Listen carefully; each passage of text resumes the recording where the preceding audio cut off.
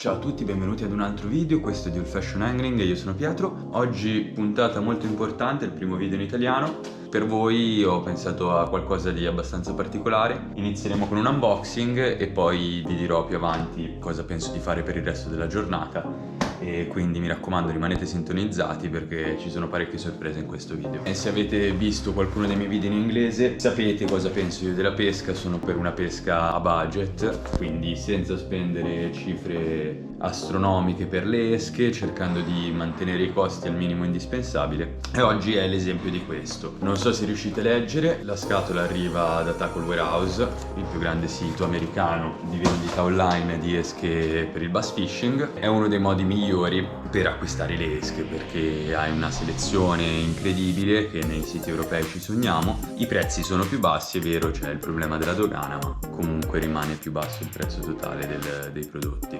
Allora, la scatola come vedete è già aperta perché ho un po' barato, ho già tirato fuori alcune esche che ho utilizzato per una sessione di pesca notturna la scorsa notte. La scatola è già stata aperta, però a parte una busta di gomme, tutto il resto è integro. Come si presenta una scatola Tackle Warehouse? La prima cosa che trovate appena aprite la scatola è un foglio con il dettaglio dell'ordine che avete appena spedito. La seconda cosa, molto carina, qualsiasi ordine sopra i $100 ti garantisce una maglietta Tackle Warehouse. Iniziamo con l'unboxing. Ok, la prima busta è proprio la busta che ho già aperto, ovvero l'All Monster di Zoom, vermone con una coda ribbon 10 pollici e mezzo. Questo è il vermone fuori dalla busta, colore Jumbag, colore scuro, perché quest'esca è un'esca che userò principalmente per la pesca di notte, quindi colorazioni scure sono sempre molto efficaci quando si pesca di notte. È sorprendente quanto anche un pesce di mezzo chilo, 6-7 etti, riesca a mangiare vermi di queste dimensioni. Anche pescando in profondità durante il giorno, anche in questo colore i pesci gradiranno lo stesso, quindi non state ad ossessionarvi troppo con i colori. Per me esistono due alternative: colori scuri, colori naturali. Colori scuri, Jumbag, black and blue, nero. Colorazioni naturali si va sui green pumpkin, watermelon, qualche sorta di verde. Prossime buste abbiamo esche da Ned Rig. Ned Rig è una tecnica molto sottovalutata secondo me qua in Italia, che riesce a bucare pesci quando quasi tutte le altre tecniche non riescono, e soprattutto una presentazione nuova. Adesso poi vi mostrerò anche gli ami da Ned Rig, così se non sapete che cos'è, di cosa si tratta, avrete un'idea più chiara. Il primo tipo di esca è della Yum, si chiama il Ned Minnow ed è un pesciolino di gomma, non ha particolarmente azione, è solo una questione di profilo, e con una testina da Ned salta sul fondo rimanendo in verticale e attira i pesci in quel modo. Ok, una busta di Ned Minnow sono 8 pezzi, ho preso due buste, entrambe una colorazione naturale, questo grigio che dovrebbe funzionare molto bene, imitando piccolo pesce foraggio che appunto si nutre sul fondo saltellando. Rimanendo sull'argomento Ned Rig, troviamo l'originale. Questi sono i finesti RD di Zeeman, sono la gomma da cui nasce la tecnica del Ned Rig. È una gomma molto particolare, sono fatte con Elastec, tutte le gomme di Zeeman, che è il motivo per cui dovete assolutamente tenerle nella loro busta, altrimenti si sciolgono, e fanno sciogliere anche le altre gomme se le tenete insieme ad altre gomme. Colorazione, come avete visto, adesso ve la faccio vedere un po' meglio, una colorazione che ricorda un pesciolino, grigio e bianca, può ricordare un piccolo bass o un pesce foraggio in generale.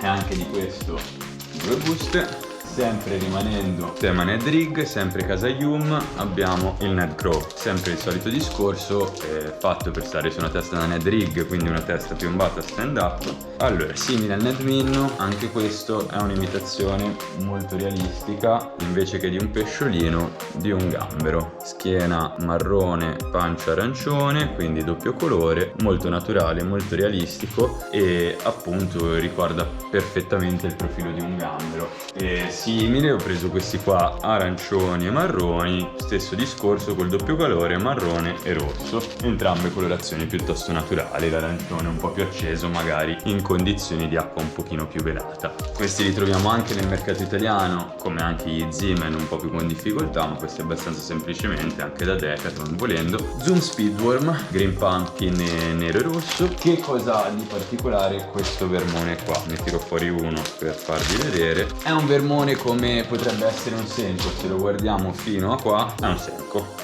ok, è uno stick worm. Cosa cambia? Questa coda. Questa coda che cosa dà all'esca? Ci consente di riavvolgerlo come se fosse uno shad, una swim bait di silicone con la coda palettata, no? Quindi sul recupero costante questa coda farà un effetto molto simile a una paddle tail di una swim bait tradizionale, ok? E in più però ci dà il profilo di un verme, quindi si può pescare a Texas rig. Il grosso vantaggio è appunto la possibilità di pescarlo in cover, sul fondo, piano, trascinandolo, ma se poi si vuole portare alla barca o a riva o al belliboat, a seconda da dove stiamo pescando, velocemente lo si può fare con un recupero costante e sperare di prendere delle mangiate anche sul recupero.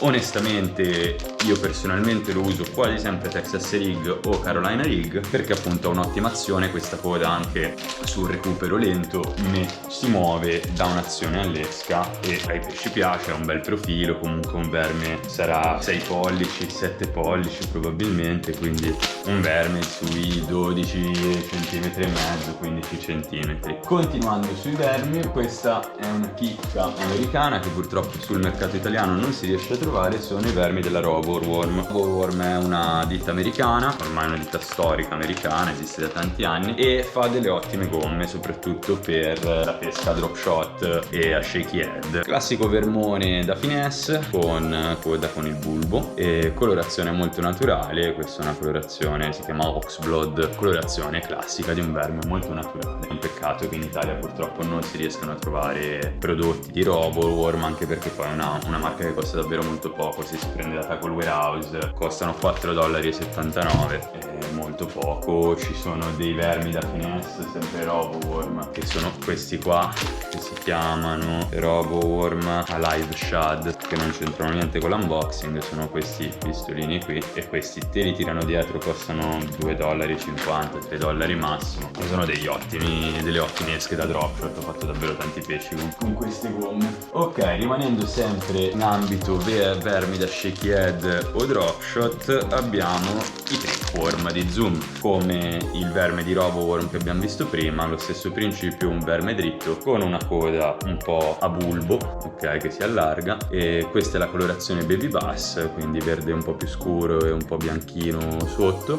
La cosa bella di Zoom intanto è la quantità, questi sono 20 vermi in una busta, gli speedworm sono 15 vermi in una busta, e la cosa bella di Zoom è il rapporto qualità-prezzo. Secondo me sono delle gomme tutto sommato molto buone, sicuramente ce ne sono di migliori, ma non a questo prezzo, non in queste quantità, e soprattutto c'è da dargli il merito per il fatto che Zoom ha inventato quasi tutte le gomme che noi usiamo adesso, che siano le soft jerkbait, che siano gli speedworm, che siano i maxi worm con la coda ribbon, che siano i brush hog, quindi le creature o le lucertole. Sono tutti prodotti in cui Zoom è stata la prima ad arrivare, ma allo stesso tempo comunque non ti chiede 10, 12, 13 euro a busta come possono costare altre gomme tipo K-Tech o SP o Yamamoto eccetera. A proposito di K-Tech in Italia costa uno sproposito, costa un po' meno uno sproposito in America, costa sempre un pochino di più rispetto alle altre gomme. Per darvi un'idea, K-Tech Fat costano $4,98, i K-Tech Swing Impact normale $5. Questi sono gli Swing Impact normali, quindi profilo più sottile durante tutta la lunghezza dell'esca, e questi invece sono i Fat, per cui abbiamo un profilo più largo nella parte centrale del corpo che va assottigliandosi verso la coda. Entrambi ottimi prodotti. Secondo me gli Swing Impact classici sono per delle presentazioni un po' più finesse, pure come trailer di spinnerbait per esempio. Io personalmente li uso tanto appunto come trailer sugli spinner, a drop shot e sulle underspin, su delle piccole underspin. Entrambi comunque sono, il colore si chiama Smallmouth Magic, quindi in teoria colore per gli smallmouth, però a me ricorda molto un colore baby bass con la pancia bianca e la schiena verde. Adoro lanciare baby bass nelle nostre acque, soprattutto in situazioni post frega del foraggio, quando ci sono tanti piccoli pesciolini sotto riva. Imitare un bass che caccia questi pesciolini molto spesso scatena la reazione di un big bass che prova a mangiarsi il piccolo bass. Il cannibalismo è assolutamente parte integrante integrante dei bass, ma di qualsiasi pesce predatore. Finiamo velocemente con i Ned Rig. Abbiamo, se quello iniziale di Zimmen era il tier di Minnow, finesse Minnow classico, adesso abbiamo il tier Tickler. Che cos'è? È un tier di classico. Semplicemente ha queste appendici in cima, ha queste 4 appendici che gli danno molta più azione sott'acqua, stesso materiale, sempre in Elastec, e questa cosa ti consente di fare tanti pesci con la stessa gomma, nel senso essendo così elastica i pesci non sono in grado di romperla, quindi con la stessa gomma si riescono a fare parecchi pesci, molto più che con una gomma tradizionale. Magari nelle confezioni non hanno la stessa quantità, scusate se mi gratto ma mi stanno uccidendo le zanzare, e magari non c'è la stessa quantità rispetto a un'altra gomma, ma state tranquilli che vi durano molto di più proprio per questo discorso dell'Elastec. Facciamo le ultime gomme e poi passiamo agli ami. Ultime gomme, sempre Zoom, i Junior Fluke Soft Jerk, inventata da Zoom. Questa è la versione Junior, sono un po' più piccolini, anche questi molto facilmente reperibili anche in Italia per prezzi non esagerati, chiaramente costano di meno negli Stati Uniti. Li ho presi da USA per questo colore qua, che è il colore Baby Bass, e il colore Baby Bass in Italia si fa parecchio fatica a trovarlo, si trova tanto Smoking Shad, che è un ottimo colore, prenderete tanti bei pesci anche a Smoking Shad, infatti lancio anche quello, ma la mia altra alternativa è Baby Bass. Bobina di Seaguar da 20 libbre, quindi uno 0,42, 0,4 e 0,5, quindi uno 0,40 di fluorocarbon. Comprare dagli Stati Uniti il filo è assolutamente vantaggioso, una bobina da 170 metri costa $15, quindi meno di 15 euro. Se ci aggiungiamo la spedizione e tutto facciamo 15 euro. E adesso andiamo con gli ami. Le teste stand up da Shaky l'altra. Eccole qua, abbiamo due teste green pumpkin, due teste nere. Questa qua è la Shaky Head. Che cos'è la Shaky Head? Quindi un amo stand up con una vite su cui avvitare la propria gomma, un po' cortina come vite, speravo fosse un pochino più lunga, e un amo che ti permette di rigare la gomma come se fosse un Texas Rig. Si usa principalmente per i vermoni. Normalmente le teste da Shaky Head sono delle teste finesse, queste sono per un'applicazione un po' più pesante, quindi sono delle teste da 10 grammi, un amo del 4.0, pensate per lanciare vermoni di grosse dimensioni, possono essere gli speedworm piuttosto che tricorm da 7 pollici e passa, o delle creature anche, quindi posso legarci un gambero o appunto una creatura di qualsiasi genere, può essere un braccio o anche uno shad volendo, e farla saltellare sul fondo come se fosse un pesce in alimentazione. L'applicazione principale però, come dicevo all'inizio, per le Shaky Head è quella degli straight tail worm o trickworm o come li volete chiamare, i vermi da finesse, quindi quei vermi che sono tutti dritti tranne quel bulbo alla coda, e quelli sono pensati specificamente per questo tipo di pesca qua. Finalmente gli ami da Ned Rig, sempre della Zimmen, colei che ha inventato il Ned Rig. Ok, abbiamo due versioni, in entrambi i casi comunque delle teste stand up che fanno sì che l'esca rimanga sempre in verticale sul fondo. Il fatto poi che le gomme della Zimmen siano galleggianti le aiuta a rimanere verticale sul fondo. Differenza tra le due: una con l'amo offset, quindi si può montare a Texas Rig e pescare antincaio nonostante si peschi a Ned Rig, l'altra senza amo offset con una Widguard che copre un po' l'esca, ok, però amo esposto, ferma gomma per non far andare in via le gomme. E questo è il principio del Ned Rig. Quando è arrivata negli Stati Uniti, il Ned Rig ha creato una rivoluzione nel mondo del finesse. In Italia e in Europa è ancora abbastanza marginale, soprattutto qua in Italia, che è il motivo per cui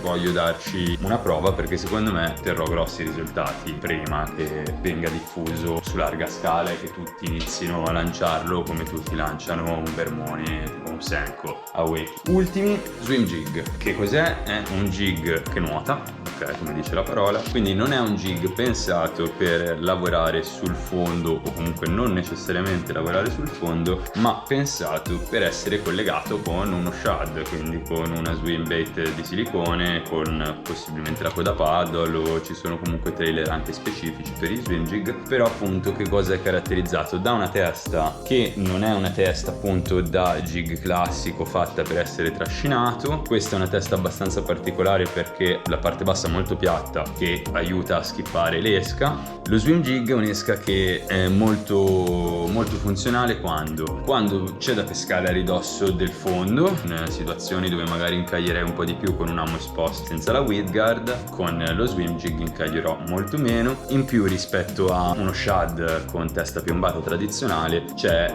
il gonnellino, la skirt, che dà molta più azione, ci permette di dargli un'azione secondaria all'esca. Quindi oltre al movimento dello shad che avremo come trailer, c'è il movimento del gonnellino, per cui ogni volta che noi facciamo saltare la canna, diamo dei colpi di canna, questo gonnellino si apre, si chiude e appunto invoglia un pesce che sta seguendo magari a mangiare in una situazione in cui altrimenti non avrebbe mangiato. Entrambi colorazioni abbastanza naturali, e soprattutto la prima è un total white con questi riflessi un pochino azzurri, non so se riuscite a vederlo. La seconda è white chartreuse con un pochino di grigino, entrambe colorazioni piuttosto naturali. Comunque questa qua con un po' di chartreuse chiaramente spinge un po' di più per acque un po' più velate, ma non necessariamente. Secondo me performa anche in acqua limpida un colore di questo tipo. E adesso arriviamo alle sorprese del video. Sto facendo pre-fishing per una gara che avrà luogo questa domenica. Oggi è mercoledì. Oggi e domani andrò a pescare nel lago in cui ci sarà la gara. Siccome appunto devo sperimentare, devo capire che cosa mangiano, che cosa non mangiano, la sfida di oggi è provare a prendere un pesce con ognuna di queste esche. Chiaramente non ogni colore, perché sennò dovrei prendere 50 pesci, però con ogni categoria. Quindi cercheremo di prendere un pesce con lo swim jig, un pesce a shaky head, un pesce col Keitech da 4 e così via, e cercheremo di fare lo slam e di riuscire a prendere un pesce con ognuna delle nuove esche. Adesso l'unboxing è finita, preparo le canne e ci vediamo in acqua.